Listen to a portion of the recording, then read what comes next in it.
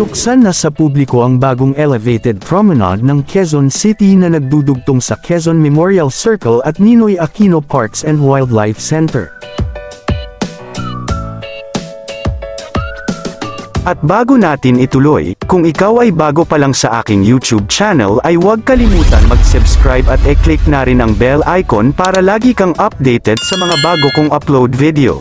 Ito ay nagbibigay ng ligtas at malinis na daanan para sa mga pedestrian at siklista, na may mga kasamang ramps para sa bisikleta at mga upuan para sa mga tao.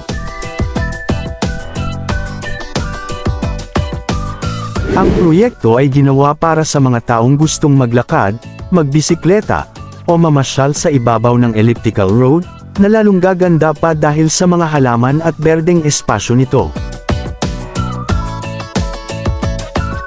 Ginawa para sa mga pedestrian at siklista para magkaroon ng mas ligtas na biyahe sa pagitan ng dalawang parke. Isang proyekto ng lokal na pamahalaan ng QC na naglalayong isulong ang alternatibong transportasyon at pagpapanatili ng kapaligiran, kasama ang iba pang mga bike-friendly na proyekto. Nagsimula ang konstruksyon para sa walkway noong Abril ng nakaraang taon at opisyal na natapos noong November 11, 2025, tulad ng inagurahan ng City Mayor na si Joy Belmonte ang istruktura. Ang daanan mismo ay mukhang sapat na malawak upang mapaunlakan ang parehong mga pedestrian at siklista na may maraming na espasyo na ekstra.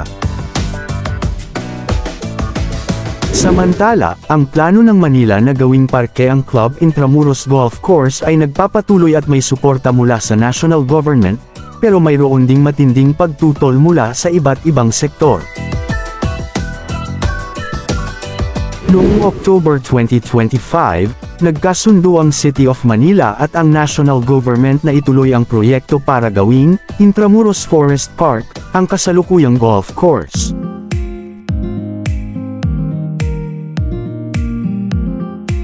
Kasama sa plano ang pagbuo ng mga parke, tulad ng Heritage Park at Stormwater Park, habang tinututulan naman ito ng mga golfer at caddy dahil sa epekto nito sa kanilang kabuhayan at sa kasaysayan ng lugar. Ang ilang sektor ay nagmungkahi na sa halip na gawing parke, ay i-rehabilitate na lamang ang golf course para makatawag ng mas maraming turista at golfer.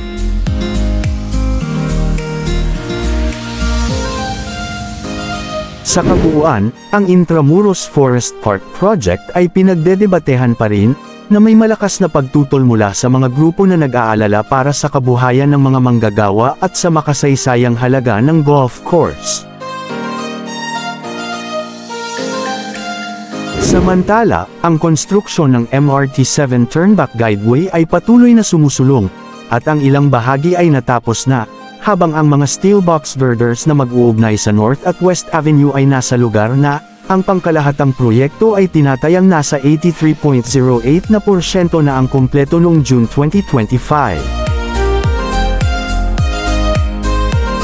Ang pasilidad ng turnback ay patuloy na ginagawa, at may mga bahagi ng guideway na handa na para sa pag-install ng relays at signaling system.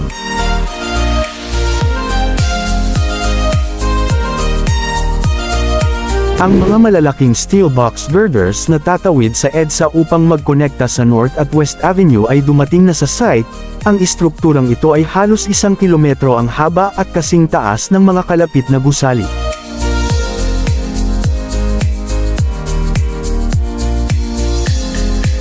May pinatutupad na pansamantalang pagsasara ng kalsada sa bahagi ng North Avenue papuntang Elliptical Road hanggang November 30, 2025, upang bigyang daan ang paghuhukay para sa pedestrian tunnel ng Quezon Memorial Circle Station. Inaasahang magkakaroon ng partial operations para sa 12 istasyon, mula North Avenue hanggang Lagro, sa katapusan ng 2025, ang full operations ng lahat ng 14 na istasyon ay inaasahan sa 2026 hanggang 2027. Ang proyektong ito ay pinamamahalaan ng San Miguel Corporation, SMC, at inaasahang makakapagpabawas ng husto sa oras ng biyahe sa pagitan ng Bulacan at Quezon City, mula 3 oras pababa sa 35 minuto. Samantala, ang Department of Transportation, DOTR ay kasalukuyang nag-aaral ng posibilidad na magtayo ng isang busway system sa rutang Espanya Boulevard hanggang Quezon Avenue.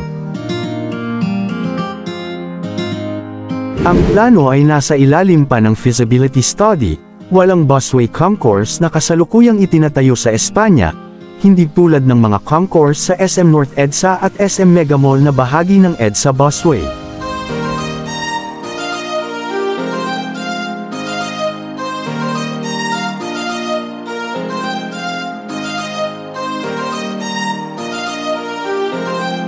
Inaasahang makumplito ang feasibility study sa susunod na taon, 2026 at ang feasibility study ay papondohan ng Asian Development Bank, ADB.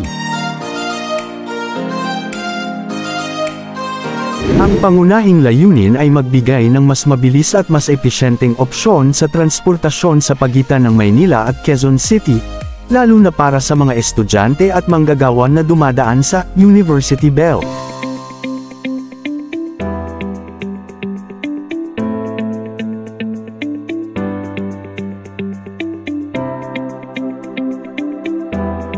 Ang minumungkahing sistema ay posibleng gayahin ang modelo ng matagumpay na EDSA Busway Carousel, kung saan ang gobyerno ang unang mamamahala at kalaunan ay isa sa pribado ang operasyon at maintenance, O&M, sa ilalim ng Public-Private Partnership, PPP, model.